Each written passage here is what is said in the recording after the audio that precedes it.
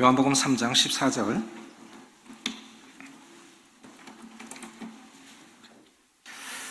같이 읽겠습니다. 14절, 15절, 신약성경 146쪽, 시작. 모세가 광야에서 뱀을 든 것 같이 인자도 들려야 하리니 이는 그를 믿는 자마다 하려 하심이니라. 배경화면에 그 노뱀 좀 띄워주세요.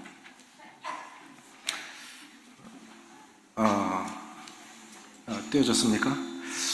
그 앰뷸런스 심볼 마크로 이렇게 뱀, 빨간색은 아니지만 파란색으로 뱀 많이 병원 심볼 마크로 많이 쓰죠. 3,500년이 지난 지금에도 치유에 대한 어떤 이 비유로 아니면 그 상징으로 저 뱀을, 놋뱀을 병원마다 환자복에도 병원 마크에도 그리고 군대 가면 주특기라고 하는 것이 있습니다. 근데 이 의료진에게 저 마크를 달아줘요. 저게 3,500년 전 저 사건이 무엇이었을까? 그리고 예수님은 왜 놋뱀 사건을 인용하신 걸까? 모세가 놋뱀을 든 것 같이 인자도 들려야 하리니. 그럼 모세의 놋뱀 사건과 예수님의 십자가는 연관이 있다는 겁니다. 예수님 계셨을 당시에 예수님 오시기 1500년 전 모세가 들었던 놋뱀과 예수님이 십자가에 달려셔야 할 이 일이 연관이 있다는 거예요. 요르단에 가면 느보산이라고 있습니다. 이스라엘 백성들이 이집트에서 430년 만에 해방이 돼서 나옵니다. 지금도 오래전에 크리스마스 특집으로 KBS에서 출애굽 여정을 쭉 따라오면서 그 루트를 따라서 취재한 것을 제가 본 적이 있는데, 지금도 이집트 사람들은 모세라는 이름을 싫어합니다. 모세에게 패배했다 이렇게 생각하기 때문에 지금도 이집트 사람들은 모세라는 이름을 싫어합니다. 그런데 6.1 전쟁의 영웅, 이스라엘이 독립할 때 6.1 전쟁, 그 전쟁 영웅 이름이 모세 다얀 장군입니다. 에꾸논 장군, 그분이 이스라엘의 독립을 가져온 거죠. 모세를 통해서 이스라엘 백성들이 애굽에서 이렇게 나왔는데, 이제 그 광야를 거쳐서 요르단으로 해서 이스라엘을 들어가는데, 요단강을 사이에 두고 이스라엘과 요르단이 마주대하고 있습니다. 그런데 모세는 끝내 이스라엘에 들어가지 못합니다. 그리고 느보산에서 지도자는 그런 것 같아요. 백성들은 하나님 원망하고 모세 원망해도 괜찮은데 지도자는 너무 힘들었으니까 40년 동안 한두 명도 아니고 200만 명이니까 대구 인구가 250만 명이거든요. 대구 인구 정도 되는 사람이 매일 한 지도자들을 향해서 먹을 것 좀 내놔라, 왜 이렇게 길이 험하냐, 그렇게 막 원망했을 때 얼마나 힘들었겠습니까? 그리고 모세가 지치니까 원망을 했다고요. 아유 지긋지긋해, 너희들을 위해서 내가 물을 내랴 하고 두 번 화를 내고 반석을 쳤는데 하나님이 그걸 괘씸하게 여기신 거예요. 하나님의 영광을 드러내지 않고 화풀이를 한 거예요. 거기에다 물은 나왔는데 그 죄 때문에 모세가 이스라엘에 들어가지 못합니다. 그래서 느보산에서 이스라엘을 이렇게 바라보면 바로 밑이 여리고예요. 여리고는 과일이 굉장히 맛있습니다. 그런데 이 좋은 날, 맑은 날에는 그 느보산에서 보면 거의 이스라엘 북쪽까지 다 보인다는 거예요. 제가 거기에 모세가 서 있던 자리라고 생각되는 곳에 이렇게 모세 놋뱀이 장대에다가 놋뱀을 만들어서, 굉장히 큰 장대 놋뱀을 만들어서 다 꼽아놨어요. 거기서 앉아서 한번 생각을 해봤습니다. 좀 많이 울었어요. 저도 잘 못 살아가지만 이 지도자로 살아간다고 하는 것이 참 쉬운 것이 아니다. 참 쉬운 것이 아니다. 주님이 모세가 놋뱀을 든 것 같이 인자도 들려야 하리라 하셨는데, 그 사건이 어떤 사건인지 민수기 21장으로 가보시겠습니다.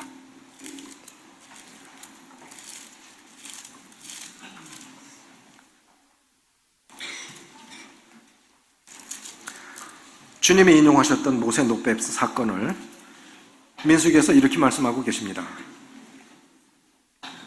4절부터 9절까지 한 목소리로 같이 읽겠습니다. 시작.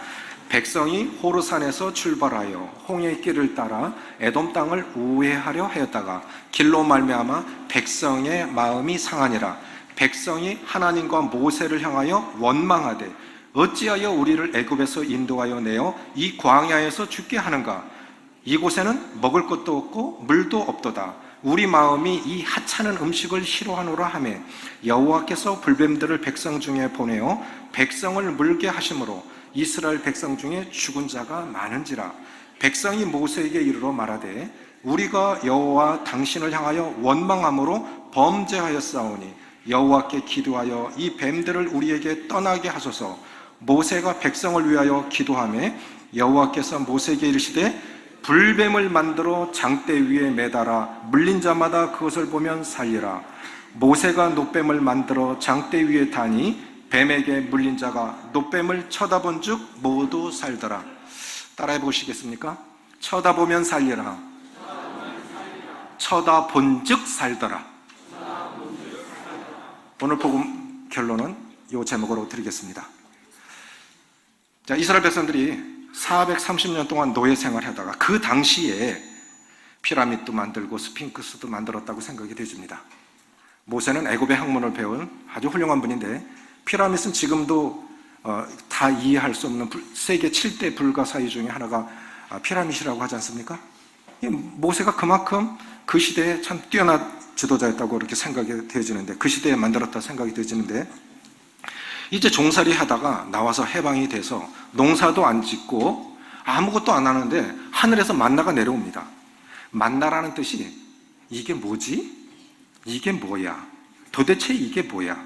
그것이 만나라는 뜻입니다. 그런데 그 알갱이 같은 작은 알갱이 안에 사람에게 필요한 모든 영양분이 다 들어있는 거예요. 그것만 먹으면 살 수 있었습니다. 우주인들이 캡슐 하나만 먹으면 필요한 영양분이 그 속에 다 들어있습니다. 그와 같았던 거예요. 그것이 만나였습니다. 그게 처음에 먹어볼 땐 꿀맛 같지요. 너무너무 맛있었어요. 이게 뭐야? 평생 못 먹어봤던 맛인데 너무 좋아. 그게 자꾸 먹다 보니까 맛있는 것도 신물이 나죠. 그러니까 우리가 이제 만나도 싫고, 왜 이 이스라엘 젖과 꿀이 흐르는 이 가나안 땅 가는 길이 왜 이렇게 험한 거야? 왜 이렇게 험한 거야? 하고 하나님을 향해서도 원망을 하고 지도자에게도 원망을 합니다. 사람은 두 가지로 죄를 짓습니다. 어제도 말씀드렸죠? 하나님께서 하라 하지 마라로 말씀하신 613계명을 압축하면 10계명이 됩니다. 그런데 그 10계명은 1계명부터 4계명까지는 사람이 하나님께 지켜야 할 계명, 5계명부터 10계명까지 6계명은 사람이 사람에게 지켜야 할 계명인데, 그래서 결국 하나님의 말씀을 예수님은 이거 두 강령으로 말씀하셨는데, 그게 뭐냐면 하나님 사랑, 사람 사랑이에요. 성경 압축하면 두 단어입니다. 하나님을 사랑하고 내 이웃을 내 몸과 같이 사랑하라. 이 두 강령 속에 다 들어있는 겁니다. 사람이 죄를 짓는 것도 하나님께도 죄를 짓고 사람에게도 죄를 짓습니다. 창세기 3장에 보면 아담이 하나님께 죄를 짓죠. 따먹지 말라 한 선악과 열매를 따먹지 않습니까? 4장에 들어가면 가인이 아벨을 쳐 죽입니다. 그 후부터 사람은 하나님께도 죄를 짓고 사람에게도 죄를 짓습니다. 이제 백성이 원망을 하니까 하나님께서 심판을 하셨어요. 사막에 이 광야라고 하는 것과 사막이라고 하는 건 조금 다릅니다. 사막은 모래로만 이루어진 땅을 사막이라고 부르는데, 광야는 자갈도 섞여 있고 바위도 있고 듬성듬성 나무들도 있습니다. 그런데 이 끝없이 펼쳐진 그 광야에 여기 뭐가 살까 하는데 가보면요, 가이드가 밤에는 나가지 말라고 그래요. 왜냐하면 아무것도 없는 것 같은 그 광야에 밤에는 늑대도 있습니다. 여우도 나옵니다. 뱀도 있습니다. 낮에는 안 보이지만 밤에 가면 그런 위험한 짐승들이 많이 있습니다. 그래서 이스라엘 백성들이 하나님의 은혜도 모르고 그냥 히브리인으로 태어나면 노예인 거예요. 그 시대에. 이 히브리라고 하는 뜻은 건너오다라는 뜻인데, 지금의 오늘날 이락, 에덴 동산이 있었던 그 지역이 이라크입니다. 바벨론 지역이. 그래, 유브라데스 강을 건너서 이스라엘 땅으로 온 사람들, 그 사람들이 유대인들, 히브리인들입니다. 그 사람들이, 그러니까 히브리인이면 다 이집트 사람의 노예가 됐으니 얼마나 불행한 사람들입니까? 그래, 하나님께서 해방시켜 줬어요. 그럼 감사해야 되지 않습니까? 그런데 우리의 감사는 얼마 못 갑니다. 고마운 것도 잠시고, 이 타락한 본성은 만족할 줄도 모르고 감사할 줄도 모릅니다. 만나도 실증나고 이제 여행길도 너무 힘든 거예요. 그러니까 원망하기 시작하죠. 하나님과 지도자 모세를 향해서 원망을 합니다. 그러니까 하나님께서 징계하시는데 그 심판하신 것이 불뱀이었어요. 뱀이 물은 겁니다. 뱀 물린 사람 못 보셨죠? 옛날에는 시골에서 사주, 뱀으로 술을 많이 담가 먹었거든요. 그런데 저희 고향에 큰형님 친구가 뱀을 소주병에 넣다가 뱀이 비늘을 탁 씌워서 거꾸로 치올라서 뱀에게 물렸어요. 물리니까 몸이 땡땡 붙더라고요. 바로 그냥, 그래서 바지를 다 찢었어요. 바로 땡땡 붙습니다. 그럼 사망의 독이 막 퍼져가기 시작하는 거예요. 독사한테 물리면 금방 죽어요. 그리고 병원 모시고 가서 피 빼고. 그런데 뱀에게 물린 사람이 살 수 있는 길이 있어요. 그게 뭡니까? 뱀에게 물렸다가 살아난 사람의 혈청을 주사 맞으면 살아나요. 뱀에게 물렸다 살아난 사람의 그 혈청을 내가 주사 맞으면 살아난다고요. 인생이 살 수 있는 길은 하나밖에 없습니다. 사단이 우리 죄와 사망의 노예가 돼서 우리 죄를 지었지 않습니까? 그래서 첫사람 아담이 죄를 지어서 모든 인류에게 우리 속에 이미 사망의 독이 다 퍼져 있는데, 인생이 살 수 있는, 인생이 구원받을 수 있는 유일한 길은 죽었다가 다시 살아나신 예수 그리스도를 마음 가운데 영접하면 우리는 살아납니다. 오늘이 부활절입니다. 인간 중에 유일하게 죽었다가 다시 살아나신, 죽음을 정복하신 예수 그리스도를, 그 하나님의 아들 예수 그리스도를 마음 가운데 모셔드리면 우리도 동일한 부활의 몸을 입습니다. 그것만이 살 길입니다. 그래서 이제 사람들이 죽어가니까 저 뱀을 물리쳐 달라는 거예요. 그러면 이미 물린 사람은 어떻게 하라고요? 이미 물린 사람들은. 그래서 죽어가는 사람에게, 여러분 복음이 무엇입니까? 사막에 여행을 하고 있는데 마실 물이 없습니다. 그런데 경비는, 여행 경비는 충분히들 갖고 왔어요. 어떤 사람은 달러를 가져오고, 어떤 사람은 금괴를 가져오고, 화폐는 얼마든지 갖고 왔는데 마실 물이 없어요. 그런 사람에게 내가 한창 1,000불 줄까? 한 10,000불 줄까? 그건 복음이 아닙니다. 지금 목말라 죽어가고 있는 사람에게 복음은 무엇입니까? 물입니다. 그럼 병든 사람에게 복음은 무엇입니까? 당신 나을 수 있어. 당신 나을 수 있어. 이게 복음이죠. 병들어 죽어가는 사람에게 돈 암만 많이 갖다 주면 뭐합니까? 이병철 씨가 어느 신부에게 찾아가서, 그분은 진정한 구도자였습니다. 예수가 뭡니까? 어떻게 하면 구원받습니까? 한 17가지를 쭉 신부에게 물었는데 신부가 답을 못한 거예요. 전 참 안타깝습니다. 인생은 누구를 만났느냐에 따라 이 운명이 결정지고 영원히 결정되어질 것인데, 만약에 이병철 씨가 인생에 답을 줄 수 있는 목회자나 장로가 아닐지라도 평범한 사람을, 이 구원받은 거듭난 사람을 이병철 씨가 만났다면 아마 우리나라 판도가 달라졌을 것 같아요. 지금 삼성은 원불교 믿습니다. 삼성은 세계 50대 기업 중에 들어가는 기업 아닙니까? 만약 이병철 씨가 예수님을 믿었다면 우리나라가 어떻게 됐을까요? 참 안타까운 일이죠.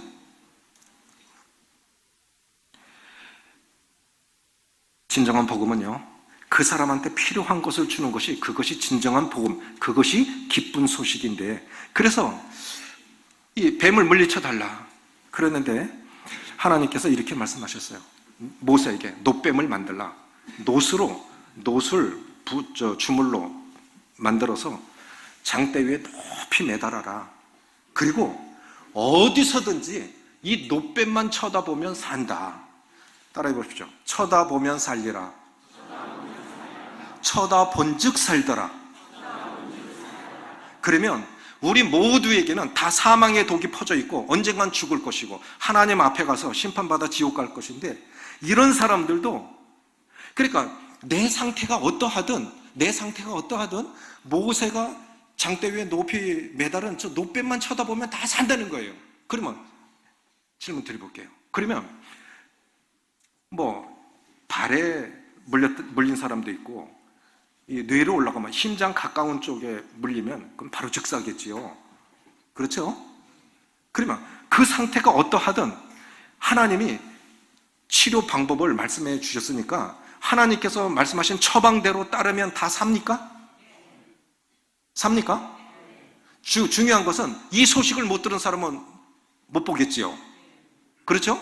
그래서 믿음은 들음에서 나는 거기 때문에, 그래서 이 생명의 복음을 들을 수 있는 귀가 복 있는 귀고, 그 복음을 들을 수 있도록 오늘 오신 분들이 복 받은 분들입니다. 어느 곳에서든 그 노뱀만 쳐다보면 사는 거예요. 자, 보십시오. 저 출입구 쪽 한번 보십시오. 죄송하지만. 자, 고개를 돌려서 출입구 쪽 한번 보십시오.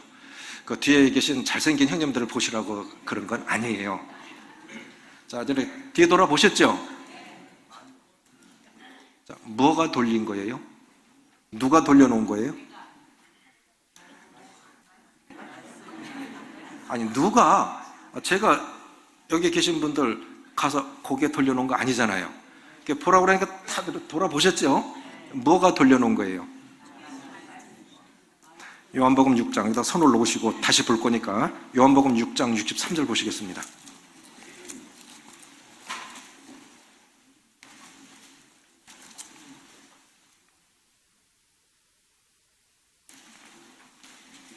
(6장 63절) 시작.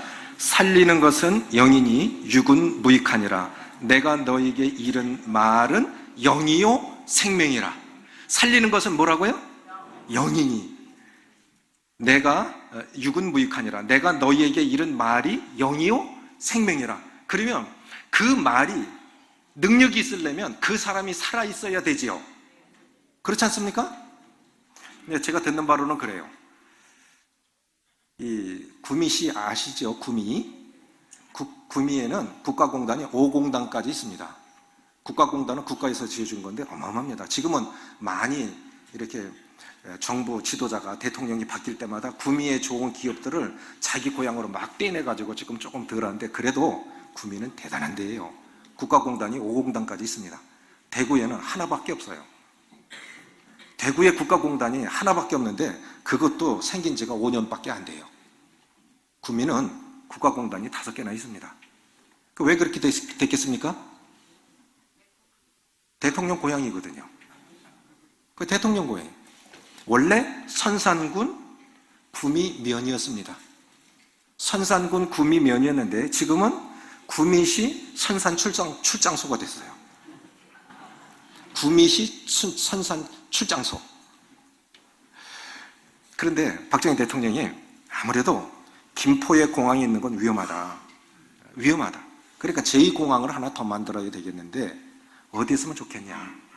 그래서 구미 지역에, 그 지역 일대에다가 제2공항을 만들려고 했대요. 그런데 대통령이 돌아가셨어요. 그럼 그 계획은 무산이 된 거죠. 사람이 살아있어야 능력이 있는 거고, 말은 그 사람이 살아있어야 능력이 있는 거죠. 그렇지 않습니까? 창원 가보셨습니까? 일부러 가실 일들은 별로 없으시죠? 왜 창원이 중요하냐면 우리나라 무기 방위산업체가 거의 창원에 있습니다.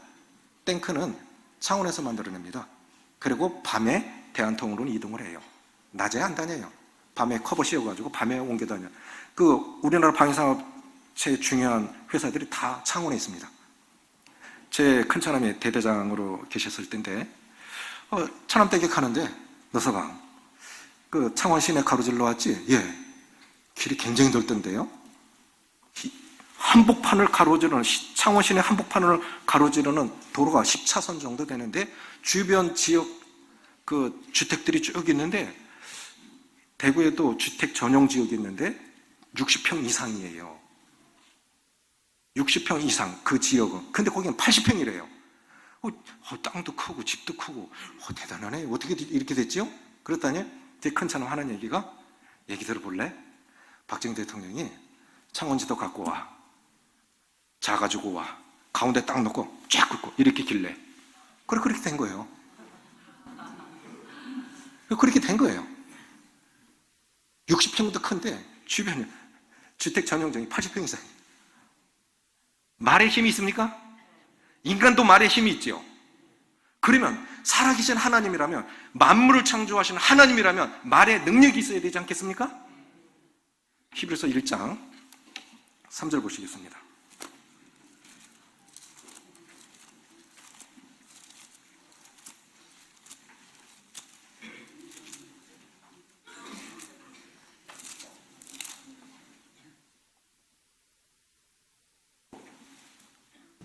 (1장 3절입니다) 3절 시작. 이는 하나님의 영광의 광채시요 그 본체의 형상이시라. 그의 능력의 말씀으로 만물을 붙드시며 죄를 정결케 하는 일을 하시고 높은 곳에 계신 지극히 크신 이의 우편에 앉으셨느니라. 그러니까 이 우주 만물을 창조하신 그 하나님이 살아 계시니까 그 하나님께서 만물을 붙들고 계신 거예요. 나사에서 이 행성들이 지구로 이렇게 오고 있는, 그 계산할 때 보니까 오고 있는 이것들을 지금 다가오고 있는 행성이 하나가 있는데, 이걸 핵으로 터뜨릴까 어떻게 터뜨릴까 연구 중에 있대요. 우리하고 상관없는 일은 미국은 참 잘해요. 지구를 걱정하는 나라라 참 좋은 일들 많이 하는 것 같아요. 우리는 뭐 나 살기 바빠서 아무 생각 없는데 지구가 위험해지는 거예요. 행성이 다가오고 있으니까 핵으로 터뜨려서 이걸 없애버릴까? 지구가 위험해지니까 그걸 지금 연구하고 있다는 거예요. 이 우주 만물이 시계 하나도, 잘 생각해 보십시오. 성경의 시작은요, 태초에 하나님이 천지를 창조하시니라. 우주의 주인이 누구냐로 시작을 합니다. 모든 결과에는 원인이 있기 마련입니다. 맞습니까? 하물며 이거 하나 만드는 것도 누군가가 수많은 부속도를 조립해서 만든 거지 저절로 만들어진 거는 아니에요. 그렇지 않습니까? 하물며 이 우주, 광대한 우주 만물이 한치의 오차도 없이 움직여지고 있다고 하는 거예요. 이게 어떻게 저절로 되느냐 하는 겁니다. 이것들이. 우리가 조금만 생각하면 하나님 믿으실 수밖에 없어요. 그 능력의 말씀으로 만물을 붙드시며 죄를 정결케 하는 일을 하시고. 그래서 주님이 하신 일은 두 가지예요. 창조 사역을 하셨고 나를 구원하시는 구원의 사역을 하신 겁니다. 살아있어야 능력이 있는 거예요. 살아있으니까 만물을 붙들고 있고 창조하고 운용하고 있고 주관하고 있고, 또 하나는 우리를 구원하시는 일을 하셨습니다. 다시 민수기 21장으로 돌아오셔서 이제 백성들이 원망해서 하나님 불뱀들을 보내서 이렇게 징계를 하셨는데, 그렇게 하니까 그때서야, 자 보십시오. 사람이 하나님을 믿는 것은 하나님이 하나님 자신을 계시해 주셔야 우리가 믿을 수가 있습니다. 어제 계시가 무슨 뜻이라고 말씀드렸죠? 벗겨주다, 명확하게 밝혀내다, 벗겨주다, 이런 뜻이 있다고 말씀드렸습니다. 자, 아기가 태어나서 제일 먼저 하는 말이 뭘까요? 아기가 태어나서 제일 먼저 하는 말 뭡니까? 밥 줘? 젖 줘? 합니까? 뭐 합니까? 왜 엄마라고 할까요?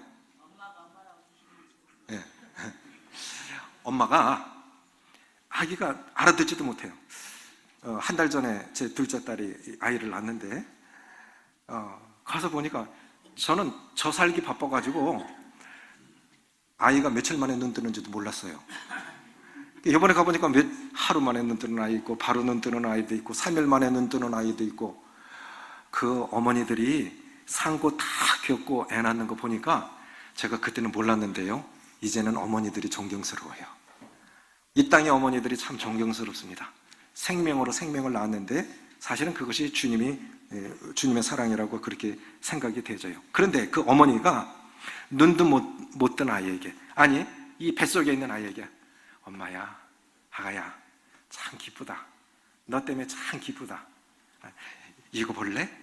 보지 못하는 복중에 있는 아이에게. 그럼 어머니가 과일을 사 먹어도 좋은 것만 사 먹죠. 찌그러진 거, 병든 거 안 먹으려고 하죠. 좋은 거 보려고 하죠. 태교가 중요하니까. 그러니까 아직 뱃속에 있었을 때부터 엄마야, 엄마야. 그리고 이제 낳았어요. 그렇게 낳은 아이에게, 눈도 못 뜬 아이에게, 아이고 아가야, 너도 고생했다. 너도 세상 나오느냐고 참 고생했다. 아이가 못 알아들어도 계속 엄마를 가르쳐요. 엄마야, 엄마 보여? 아이고, 똥을 넣어도 이쁘고, 칭얼거리는 것도 이쁘고, 엄마야, 엄마야. 그렇게 하니까 아기가 제일 처음에 하는 말이 뭐라고요? 엄마. 끊임없이 엄마가 엄마를 계시해줘요. 엄마야, 엄마, 엄마. 그러니까 우리가 하나님을 믿는 건 내가 하나님을 찾아 발견하는 게 아닙니다. 하나님께서 각인에게 하나님 자신을 계시해 주셨기 때문에 우리가 믿은 겁니다. 내 잘나서 믿은 게 아니에요. 사도행전에 보면 아브라함이 하란에 있기 전 메소포타미아에 있었을 때, 오늘날 이라크 메소포타미아에 있을 때 영광의 하나님이 그에게 하나님 자신을 밝혀 보이셨다 했습니다. 그래서 우리가 하나님을 믿는 것은 첫째, 하나님이 하나님 자신을 우리에게 계시해 주셔야 돼요. 그래서 하나님이 어떤 분이신지를 보여주십시오. 하나님 자신을. 두 번째는 성령께서 내 죄를 깨닫게 해주셔야 됩니다. 세상에는 두 부류의 죄인이 있습니다. 크게 나눠서 하나는 자기 죄를 인정하는 죄인과 자기 죄를 인정하지 않는 죄인이 있어요. 두 가지입니다. 자기 죄를 인정하지 않아. 저에게 대구에서 사업을 크게 하셨던 분이 계셨는데, 지금 홍콩 모임에 계신 자매님의 어머니십니다. 자매님을 통해서 연결이 돼서 복음을 전하러 갔는데 일반교회 다니고 계셨어요. 모친님, 하나님 우리를 참 사랑하셔서 죄 많은 우리를 위해서 하나님이 당신의 사랑하는 아들을 십자가에 내놓으셔서 우리를 구원해 주셨는데, 중요한 것은 우리가 죄를 회개하고 예수님을 믿어야 됩니다. 모친님은 죄인이십니까? 그러면 나는 그렇게 나쁜 일 안 한 것 같은데요. 예수님께서 친히 건강한 사람에게는 의원이 쓸데없고 병든 자에게라야 쓸데있느니라 하면, 그렇게 말씀하셨다면 우리 영혼이 건강하다면 예수님 이 땅에 오실 필요 없었습니다. 맞습니까? 내가 죄인이 아니라면 예수님이 구세주로 이 땅에 오실 필요 없었다고요. 맞지 않습니까? 그런데 사람들이 자기 죄를 인정하지 않는 거예요. 나는 그렇게 잘나진 않았지만 그렇게 나쁜 사람은 아니라는 겁니다. 이건 뭐냐면 이런 기준 때문에 그래요. 세상에 형법적인 칼로 찌르고 돈 안 주고 이런 나쁜 짓은 안 했다, 이런 뜻입니다. 이게 그러니까 죄에 대한 개념이 하나님께서 말씀하시는 죄의 개념과 인간이 생각하는 죄의 개념이 다른 거예요. 그래서 예수님을 못 믿습니다. 하나님께서 사람을 창조하시고 굉장히 기뻐하셨죠? 복을 주셨죠? 그런데 우리 인생 실제로 살아가는 거 복입니까? 복 아니에요. 왜 그럴까요? 시편의 중요한 주제 가운데 하나가 복인데, 복 있는 사람은, 이렇게 시작을 합니다. 그럼 진짜 복이 뭡니까? 복 있는 사람은 악인들의 꾀를 따르지 않고 죄인들의 길에 서지 아니하며 오만한 자의 자리에 앉지 아니하고. 나쁜 곳에서, 근데 진짜 복은 이렇게 나쁜 곳에서 더 나쁜 곳으로 발전하지 않는 것인데, 악인들의 꾀를 따르자면, 꾀가 생각 아닙니까? 근데 그 악인들이라는 그 히브리 언어의 뜻은 뭐냐면은 기준이 없다, 표준이 없다, 이런 뜻입니다. 다른 말로 말해서 하나님이라는 기준이 없으니까 내 기준대로 살아가는 거예요. 모든 사람들은, 하나님 없는 사람들은 다 자기 기준입니다. 내가 좋으면 좋은 거야. 다 내 기준인 거예요. 기준이 없어요. 표준이 없으니까 하나님이 표준이 되셔야 되는데 하나님을 마음에 모시고 있지 않으니까 내 기준, 내 표준이 안 맞으면 잘못된 거예요. 그러다 보니까 어떻게 됩니까? 죄를 지어요. 죄. 기준이 없고 표준이 없으니까. 하나님이, 인간의 근본은 왜 잘못됐느냐면 마음에 하나님 두기를 싫어하면서부터 시작이 된 겁니다. 마음에 하나님이 안 계세요. 마음에 하나님 두기를 싫어하니까 다른 것들이 내 속에 들어와서 기준이 되어졌어요. 그래서 복 있는 사람들은 악인의 길을 따르자냐고 저 더 나쁘게 발전해요. 하나님이라는 기준이 없으니까 내 기준대로 살다 보니까 이제 죄인들의 길에 서지 않냐면, 그 죄라는 것은 목표가 없다는 뜻입니다. 화살이 관역으로 날아가야 되는데 엉뚱한 곳으로 날아가는 거예요. 하나님께서 인간을 창조하셨을 때는 하나님의 영광을 드러내고 인간을 통해서 하나님이 어떤 분이시냐를 반사해내야 됐는데, 사람이 하나님의 자리에 들어와 있으니까 하나님의 영광이 안 된 겁니다. 창조 목적과 다르게 살아가고 있는 거예요, 인간이. 그러니까 기준이 없으니까, 표준이 없으니까 인간이 목표에서 벗어난 겁니다. 인간이 어떻게 보면 짐승만도 못할 때가 많아요. 인간 도리의 근본을 뭐라고 말씀드렸습니까? 따라해 보십시오. 부모 공경. 내 부모를 공경하라. 이는 내가 땅에서 잘되고 장수함이라. 이것이 약속 있는 첫 계명이요. 10계명 중에 축복의 약속이 들어있는 계명은 5계명밖에 없어요. 그거는 하면 복 주신다는 거예요. 그런데 사랑은 내려가지 위로 잘 안 올라가요. 까마귀 아시죠? 까마귀요. 연천 쪽에 까막산에도 많고 울산에 굉장히 많습니다. 그런데 일본에는 이 까마귀를 길조로 여기죠. 우리는 안 좋게 여기는데 까마귀가 실제로 그게 아니에요. 까마귀가 굉장히 똑똑합니다. 까마귀가요, 사람도 늙고 짐승도 늙지요. 그런데 까마귀가 늙으면 새끼가 날개짓도 못하고 그냥 이렇게 앉아있고 더 이상 날지도 못해요. 그렇게 되면 새끼 까마귀가 이미 죽을 때까지 목에 날라다 준대요. 전기에 처하나 깨닫지 못하는 백성은 멸망하는 짐승과 같도다. 우리는 내가 못 키우겠으면 자식도 고아원에 갖다 줍니다. 전 요양원 가는 분들 보면 할 수 없어서 가시겠지만 저는 가능하면 부부간에도 부자간에도 안 보냈으면 좋겠다는 생각은 듭니다. 저는 요양원에 가서 복음을 많이 전해봤습니다. 사람의 생리 시간이 다 다르잖아요. 변 보는 시간이 다 다르지 않습니까? 그런데 기저귀 갈아 끼우는 시간이 똑같아요. 그럼 어떻게 되는 거예요? 싼 채로 있어야 되는 거예요. 때로는 설사할 때도 있죠. 복음 전하러 갔는데 이번에 처음 복음을 들으니까 예수님을 영접하셨어요. 이 성경의 단어를 잘 모르니까 제가 가면 하나님 오셨습니까? 그래요. 뭐라고 말해야 되는 거예요? 목사님 오셨습니까? 해야 되는데 계속 하나님 얘기만 듣다 보니까 하나님 오셨습니까? 그래요. 아, 예, 그래. 그리고 갈 때마다 용돈을 줘요. 용돈을 차비하라고. 그분은 그거 받은 거 쓸 데가 뭐 있어요? 병상에 있는데. 그럼 저는 그걸 갖고 다시 그래, 제가 헌금하면 늦게요. 그리고 갖다 드립니다. 그분 주님 나라 가셨어요. 그런데 그 옆에 99세 모친님이 들어오셨는데 설사를 하셨는데 이 간병인들 참 잘하십니다. 근데 이분도 힘드니까 지쳤으니까 그랬겠지요. 씻겨가고 병상에 내던지더라고. 왜 설사를 했어? 그러면서 저한테 들킨 거예요. 제가 몇 번 했지만 얼마나 무안했겠습니까? 저는 생각해요. 어쩔 수 없이 보내야 되겠지만 가능하면 부부간에도 안 보냈으면 좋겠다. 그렇게 안 했으면 좋겠다. 때로는 인간이 짐승만도 못할 때가 있는 겁니다. 그래서 우리의 양심의 악을 깨닫고 하나님, 저 참 잘못됐습니다. 회개해야 하나님이 우리를 회복시켜 주실 거 아닙니까? 나는 건강한데, 그러면 지금 심각한 병이 들었는데도 나는 건강해. 그럼 의사가 왜 필요합니까? 내가 스스로 자가 치료할 수 있다고 하면 의사가 필요합니까? 의사 필요하지 않죠. 내가 자가 치료할 수 있다면. 내가 스스로 구원받을 수 있다면 예수님 필요 없지요? 우리 모두는 다 구세주가 필요합니다.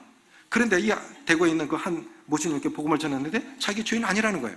그래서 10계명을 풀어서 우리가 죄인인 걸 알게 해줬는데 5계명, 인간이 인간에게 지켜야 할 첫 번째 책임이 부모 공경입니다. 하고 먹을 게 있으면 부모 생각납니까? 자식 생각납니까? 그랬더니 이 모친이 펑펑 울어요. 왜 그러세요? 그랬더니 사연이 있습니다. 사업을 하셨는데 모친님이 중풍에 걸렸는데 한 8년간 대구에 모시고 계시다가 남원에도 땅을 사놨어요. 그 길로 모시고 가서 좀 공기 좋은 곳에서 모시자 하고 갔는데 이 중풍병은 못 움직이지 않습니까? 그런데 더 먹고 싶대요. 못 움직이니까 더 먹고 싶대요. 그럼 많이 먹으면 많이 싸지요? 그러니까 시골의 어른이 도시에서 시골에 어머니를 모시고 와서 계속 수발을 드니까 동네 사람들이 인사하러 왔다가 조금만 드려. 많이 드리니까 많이 싸시니까 참 귀찮잖아요. 조금만 드려. 하루에 5번 싸시다가 조금 드리니까 2번, 3번 싸시는 거예요. 돌아가실 때까지 그렇게 드렸는데 그렇게 돌아가신 거예요. 이게 죄입니다. 인간 도리의 근본은 내가 부모를 통해서 왔습니다. 내가 부모를 통해서 왔는데 내 부모에게 잘못하는 것이 그게 가장 큰 죄입니다. 인간 도리의 근본은 부모 공경입니다. 그렇게 말씀드리니까 펑펑 우는 거예요. 내가 죄인이라고. 그렇게 많이 잡숫다가 조금 잡숫을 때 며느리가 왜 조금 주는 줄을 어른이 왜 모르겠어요? 정신은 말짱한데. 그렇지 않겠습니까? 며느리가 많이 주다가 조금 줄 때는 왜 주는지를 그걸 몰랐겠습니까? 죽는 날까지? 그거 생각하니까 너무너무 고통스럽다는 거예요. 이게 죄입니다. 그래서 모친님, 예수님 필요한 거예요. 모친님이 감옥 갈 죄는 안 졌지만 양심으로 모친님은 죄인입니다. 맞습니다. 죄인이라는 거예요. 나 같은 죄인 위해서 예수님 오신 겁니다. 그래서 예수님 오신 겁니다. 그 세상의 죄인은 죄를 인정하는 죄인과 죄를 인정하지 않는 두 죄인이 있습니다. 그러나 모든 사람들을 위해서 디모데전서 1장 15절입니다. 디모데전서 1장 15절.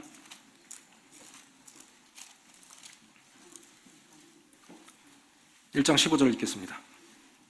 신약성경 357조 같이 읽습니다. 시작. 미쁘다 모든 사람이 받을 만한 이 말이요 그리스도 예수께서 죄인을 구원하시려고 세상에 임하셨다 하였도다. 죄인 중에 내가 괴순이라. 알고 보니까 죄인 중에 나 같은 죄인이 없어요. 예수님 믿는 사람들은 다 죄인이라고 그래. 그런데 예수 안 믿는 사람들은 자기가 죄인이 아니라고 그래요. 그렇죠? 교회는 죄인들만 모여 있어요. 신분적으로는 우리가 의인이지만 실제로 죄 많은 사람들이죠. 오늘도 죄 짓고 살고 있죠. 그렇지 않습니까? 미쁘다라는 말은 참 신실하다. 신실한 미쁘다 이 말이요. 모든 사람들이 받을 만한 이 말이요. 그러면 예수님이 필요하지 않은 사람도 있을까요? 없어요. 미쁘다 모든 사람들이 받을 만한 이 말이요. 그리스도 예수께서 죄인을 구원하시려고 세상에 임하셨다 하였도다. 미국에서 풍선 장수가 있었습니다. 그런데 이 풍선이 이제 장사가 안 될 때 잘 안 되면 하늘로 풍선을 하나씩 띄워 보내는 거예요. 그럼 아이들이 올라가는 풍선 보고 엄마 저거 사줘. 그럼 장사가 잘 되죠.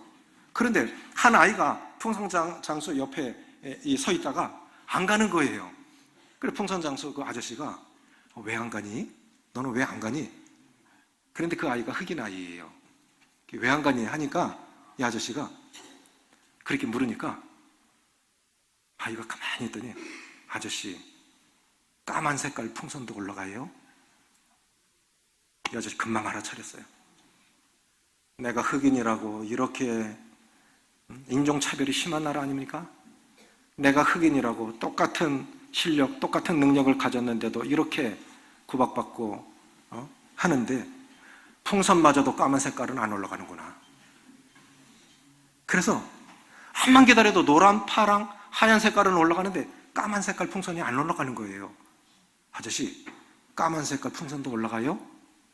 아저씨 금방 알아차렸겠죠? 그럼 까만 색깔을 풍선 올려주니까 아이 얼굴이 환하게 되고 가는 거예요. 여러분, 풍선이 올라가는 것이 색깔로 올라갑니까? 그 안에 내용물 때문에 올라갑니까? 그게 뭡니까? 수소입니다. 수소. 풍선 속에 수소를 넣으면 그 수소가 가벼우니까, 공기보다 가벼우니까 올라가게 하는 힘이 있습니다. 중요한 건 우리가 구원받는 거, 우리가 거듭나는 거, 내 죄의 색깔이 내 죄의 경중에 있는 게 아니고 예수님을 마음 가운데 모시느냐 안 모시느냐의 여부가 구원의 여부를 결정합니다. 따라해 보세요. 쳐다보면 살리라. 어떤 죄를 지었든지 예수 믿으면 구원받습니다. 그 이름 안에 구원이 있습니다. 예수의 이름의 뜻이 구원입니다. 아들을 낳으리니 이름을 예수라 하라. 이는 그가 자기 백성을 저주에서 구원할 자이심이라 아니라. 예수의 이름이 뜻이 구원자예요. 인간은 구원자가 될 수가 없어요. 아담의 후손들은 다 실패작입니다. 아담 기계에서 나온 제품들은 다 불량품이에요. 사출기 아십니까? 사출기. 뭐를 찍어내요? 이 사출기가 거기서 계속 똑같은 제품. 사출기 자체가 불량이면 다 불량품만 나오는 거예요. 그러니까 공장 자체가 불량품이었던 거예요. 아담이라는 공장 안에서, 죄송하지만 그렇게 표현했어요. 아담이라는 공장에서 나온 제품은 다 불량품이에요. 우리가 보기에 목사님, 신부님, 교황, 교수님, 우리가 나은 것 같지요? 속에 들어가 보면 다 썩어 문드러진 것이 인간입니다. 만물보다 거짓되고 심히 부패한 것은 마음이라. 누가 이를 알리오마는 나 여호와는 심장을 살피며 그 폐부를 시험하여 각각 그 행위와 행실대로 보응하나니. 이 장기 중에 가장 깊숙이 박혀 있는 것이 신장이지요. 그렇죠? 내 마음은 모르겠지. 만약에 우리 마음을 찍어낼 수 있는 엑스레이 기계가 발명이 된다면 아무도 안 찍을걸요? 아무도 안 찍을걸요? 그 소설에 그 책의 내용도 있지만 실제로 어느 분이 야, 다 탈로 났어. 그러니까 내 빼뿌리더래요. 자기가 잘못한 게 있으니까 그런 거 아니겠습니까? 나는 네가 한 거 다 알고 있어. 그러면 뭘 알고 있는데 떳떳하면은 괜찮을 거예요. 난 네가 알고 있는 걸 다 알고 있거든. 그러면 잘못한 사람은 움찔하는 거예요. 사람들이 하나님을 믿지 못하는 이유, 첫째는 듣지 못해서, 두 번째는 듣고도 결국은 구원받는다고 하는 것은 마음의 결단입니다. 뒤에 그 은행 그림 하나 띄워주시겠습니까? 그냥 설명을 드릴게요. 자, 은행에 제가 오래전에 IMF 때 제 동서형님이 건설회사를 갖고 계셨습니다. 보증서 서달라고 그래요. 그런데 성경에 보증 쓰지 말라고 그랬는데 제가 보증을 섰습니다. 성도들이 보증을 쓸까요 말까요? 성경이 금하고 있는 걸 왜 해? 그랬던 제가 제 가족이 와서 서달라고 그러니까 성경이 하지 말라는데 내가 준다 생각하고 안 되겠더라고요. 그래 준다. 망하면 같이 망하지 하고 서줬는데 부도가 났어요. 집을 팔았어요. 아파트를 팔고 그래도 사역하기 전에 조그만 아파트 한 채가 있었는데 아파트 그 등기 문서에 보니까 관리증이라고 나오대요. 권리증으로 나오죠. 그냥 우리가 권리가 있는 거지. 그냥 사용할 수 있는 권리가 있지 내가 주인이 아니죠. 땅은 하나님 거죠. 그게 딱 은행에 다 갖고 건네주고 오는데 참 허탈해요. 이제 어떻게 살아가지? 점점 어려워질 건데. 그런데 저는 어머니가 47에 돌아가셨어요. 저희 아버지가 하도 애를 먹이셔가지고 어머니가 화병으로 돌아가셨어요. 그리고 어머니가 저희를 참 사랑해 주셨는데 어머니 일찍 돌아가시고 어머니 없이 결혼을 했는데 대구에 내려가서 장모님하고 처형이 저를 정말 사랑해 주셨습니다. 지금도 그래요. 그런데 그 처형이 고생할 거 생각하니까 안 되겠어요. 팔아야 되겠어요. 그래서 팔고 갚았어요.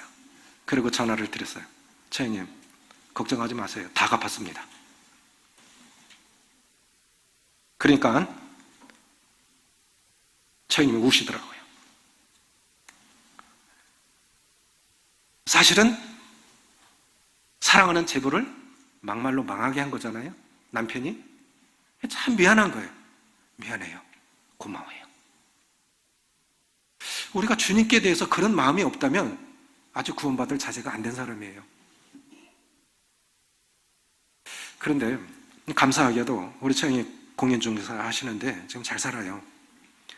그때 사골세 빵도 얻을 돈이 없어서 친구들이 사골세를 얻어줬는데 지금 잘 삽니다. 그 다음 해에 처형이 저한테 53평짜리 주택을 경매로 사주셨어요. 그래서 지금은 큰 아파트에 삽니다. 자, 누가 은행에 돈을 빌린 사람이 갚아야 할 책임이 있지요. 그게 이제 채무자가 된 겁니다. 그런데 그분이 못 갚으면 은행이 그냥 안 빌려주죠. 누굴 세우죠? 보증인을 세우죠. 그러면 채무자가 못 갚으면 그 책임이 누구에게로 갑니까? 보증인에게로 가죠. 그럼 보증인이 실제로 보증인이 이제 그 한 푼도 안 썼는데 책임을 또 맡은 거죠. 그럼 이제 누가 갚아야 되죠? 책임이? 보증인에게 왔죠. 그럼 보증인이 갚았습니다. 그러면 이제 채무자에게 그 돈을 갚아야 할 책임이 있습니까? 없습니까? 없죠. 보증인이 다 갚았으면 이제 돈을 갚아야 할 책임이 없어진 겁니다. 그런데 실제로 자기가 갚은 겁니까? 보증인이 갚은 겁니까? 보증인은 실제로 한 푼도 안 써본 거죠? 자기는 돈 한 푼도 안 써봤어요. 그런데 그거 다 갚아줬죠? 똑같은 겁니다. 베드로전서 2장 24절.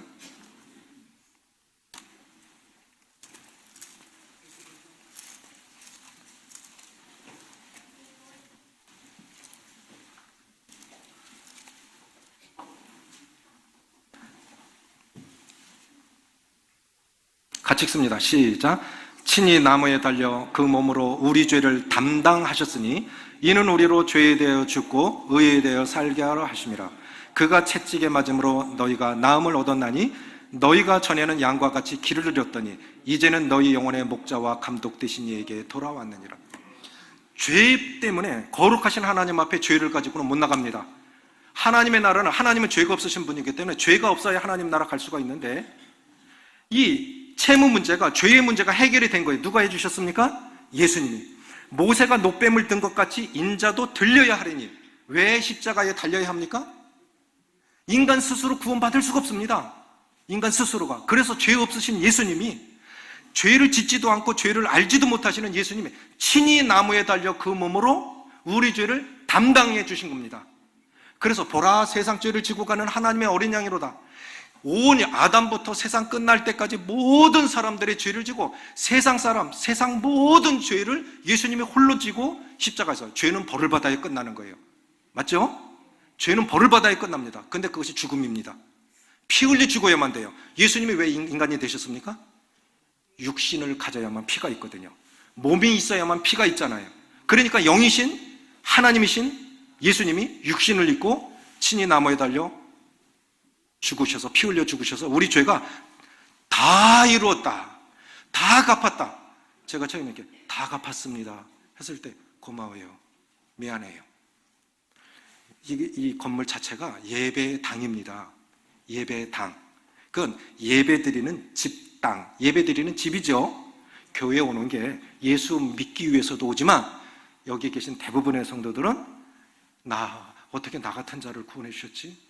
내가 예수님을 몰랐더라면 차라리 태어나지 않으면 좋을 뻔했던 이 저주받은 인생 아닌가? 나 같은 자를 위해서, 누가 나를 위해서 죽을 수 있어? 예수님이 나를 위해서 죽으셨어? 내 죄값을 다 지불해 주셨다고? 자, 그런데요, 제가 차영님한테, 차영님 다 갚았습니다 그렇게 전화를 드렸는데, 거짓말. 그럼 난 뭐가 되는 거야? 아니야, 거짓말쟁이가 아니라, 나는 실제로 그 은행에서는 이제 그 채무자한테 빚 독촉 안 하잖아요. 그렇죠? 믿건 안 믿건 그건 사실이지 않습니까? 그러면 누가 지금 손해보고 있는 거예요? 두 사람이 손해보고 있는 거예요. 내가 채무자를 너무 사랑해서 값을 지불하고 그 책임에서 면해준 거 아닙니까? 돈보다도 그 사람이 더 좋아서, 그 사람이 사랑해서 그렇게 한 거 아닙니까? 그 사람 행복하라고, 그 사람 평안하라고 해준 건데 그 사람이 그걸 안 믿고 여전히 이 빚쟁이로 살아가고 있다고 하면 진짜 안타까운 일 아니겠어요? 하나님 마음도 똑같은 겁니다. 하나님도 오늘날 죄가 있어서 지옥 가는 게 아니에요. 요한복음 16장 9절에 보면 죄에 대하여 하면 저희가 나를 믿지 아니하며, 그걸 안 믿어서 지옥 가는 거예요. 두 가지입니다. 못 들어서 지옥 가고 안 믿어서 지옥 갑니다. 자, 어느 방향에서든 쳐다보면 다 낫습니까? 쳐다보면 살리라. 따라해보세요. 쳐다보면 살리라. 쳐다본 즉 살더라. 믿는 자는 영생을 가졌나니. 그것이 사실이라면 그것이 내가 믿어진 거예요. 그래, 그걸 인정하는, 받아들이는 인정, 결단. 그것이 이제 내게 이루어진 거예요. 고맙습니다. 그래서 저는 열심히 사세요. 다시 힘내세요. 제 처형이 지금 집이 두 채, 세 채 돼요. 사골세도 못 가던 사람이. 주님이 그걸 하셨어요. 자, 그대로 받아들이는 거. 그 믿음을 의로 여기셔서 우리를 하나님의 자녀 되게 해주시는 겁니다. 중요한 건 마음의 결단만 나와 있습니다. 어떻게 하시겠습니까? 빌라도가 내가 이 예수를 어떻게 하랴? 이제 이 예수를 어떻게 하시겠습니까? 본인이 결정하십시오. 본인이. 요한계시록 3장 20절에 보면 볼지어다 내가 문 밖에 서서 두드려노니 누구든지 내 음성을 듣고 문을 열면 이제 예수 그리스도를 내 인생의 주인이요 내 구원자요 내가 잘못 살아왔던 모든 것들 이제 창조주이시고 구원자이신 하나님이 계셔야 할 자리에 하나님을 모셔드리는 것, 이것이 예수님을 영접하는 것이고 이것이 구원받는 것입니다. 요한복음 1장 12절에 찾지 않습니다. 영접하는 자 곧 그 이름을 믿는 자들에게 하나님의 자녀가 되는 권세를 주셨다 했습니다. 예수 그리스도를 마음 가운데 주와 구주로 영접하는 이것이 하나님 믿는 것이고 구원받는 것이고 영생을 얻는 것입니다. 로마서 10장 한 절 보시고 마치겠습니다. 로마서 10장 9절 10절 9절 10절 신약 253쪽 시작. 내가 만일 내 입으로 예수를 주로 시인하며 또 하나님께서 그를 죽은 자 가운데서 살리신 것을 내 마음에 믿으면 구원을 받으리라. 사람이 마음으로 믿어 의에 이르고 입으로 시인하여 구원에 이르니라. 다 갚았습니다. 그러면 고맙습니다 하고 받아들이는 거예요. 이게 구원입니다. 아주 쉬운 거예요. 너무 쉬워서 구원을 못 받아. 단순해야 됩니다. 결단하십시오. 예수 그리스도가 오늘 나의 주이시오 구원자시오 내 인생의 참 주인이시라고 그렇게 고백하고 주님 영접하시고 하나님 자녀 되어서 복된 소망의 삶을 살아가시기를 원합니다. 감사합니다.